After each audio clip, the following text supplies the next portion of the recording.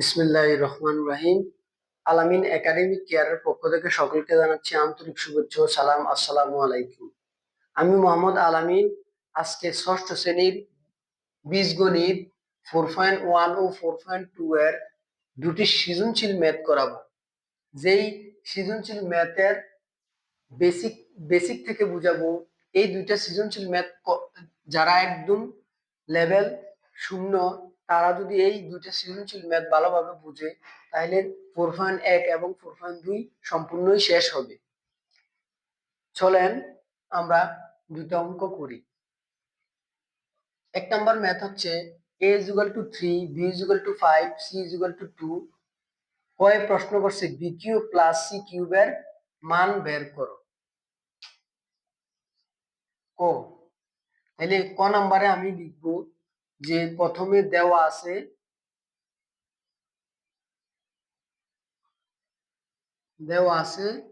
b = 5 এবং c = 2। আমার প্রশ্ন করছে b কিউব প্লাস c কিউবের মান বের করো। তাহলে আমি লিখব b cube plus c cube. তার মানে b এর মান হচ্ছে 5। b যেই জায়গায় আছে আমি ওই জায়গায় লিখব 5, b এর উপরে আছে কিউব, কিউব দিব। কিউব স্কয়ার থাকলে সব সময় আমরা ব্র্যাকেট দিয়ে দিব। প্লাস c এর মান হচ্ছে 2, উপরে দিব কিউব। তাইলে আমাদের এখানে 5 এর উপরে কিউব আছে। আমরা যেহেতু ক্লাস 6 এ পড়ি, আমরা অনেকে, আমার দেখা অনেক ছাত্রছাত্রীরা 5 × 3 লিখে, কিন্তু আসলে এটা 5 সংখ্যাটা হচ্ছে 3 বার। তাহলে 5 × 5 × 5, 5 × 5 = 25, 5 × 25 = 125। তাইলে এন হবে 125 প্লাস 2 এর উপরে কিউব, তার মানে 2 তিনটা, 2 × 2 × 2 সমান 8। আমরা অনেকেই লিখি 2 × 3, এটা হচ্ছে ভুল। তাহলে আমার 125 প্লাস 8 যোগ করলে হইতেছে 133। এটাই আমার কয়ের অ্যান্সার। খ নাম্বারে বলছে a² - 2ac + c² এর মান বের করো। আমি আবার কয়ের মতো একই ভাবে লিখব। দেওয়া আছে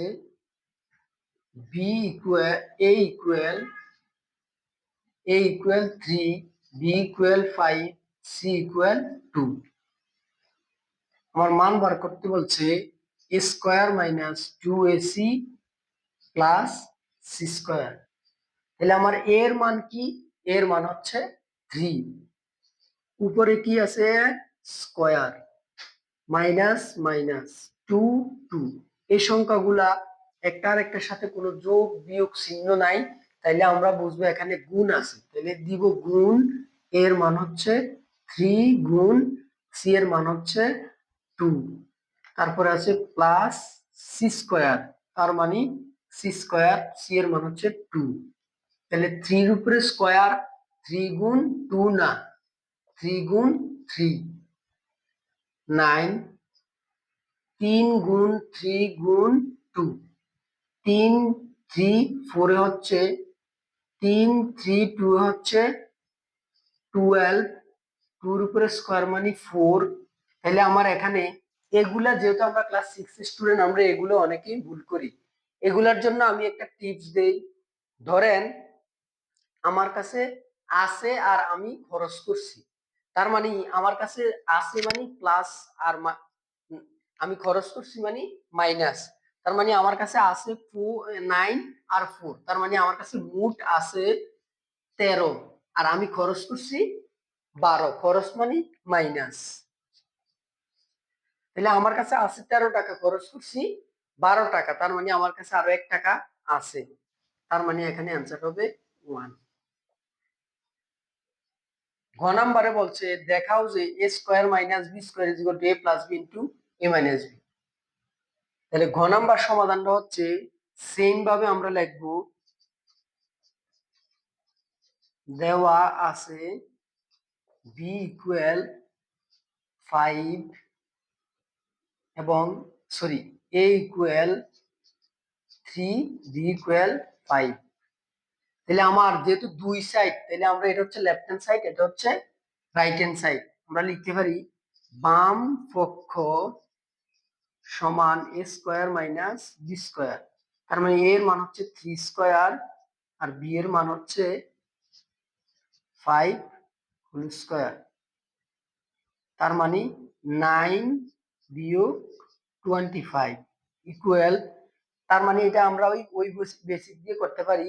এখানে আমার কাছে আছে 9 টাকা, আমি খরচ করছি 25 টাকা, তার মানে আমার কাছে আরো দোকানদার পাবে কত টাকা? 16 মাইনাস 16 টাকা। এবার আমরা বের করব ডান পক্ষ। ডান পক্ষ ইকুয়াল এ প্লাস বি ইন্টু এ মাইনাস বি। এর মান হচ্ছে 3, বি এর মান হচ্ছে 5, এর মান হচ্ছে 3, বি এর মান হচ্ছে 5। তাহলে 3 আর 5 হইতেছে 8, আর আমার কাছে আছে 3 টাকা, খরচ করছি 5 টাকা, তার মানে আমার কাছে আরো দোকানদার পাবে 2 টাকা।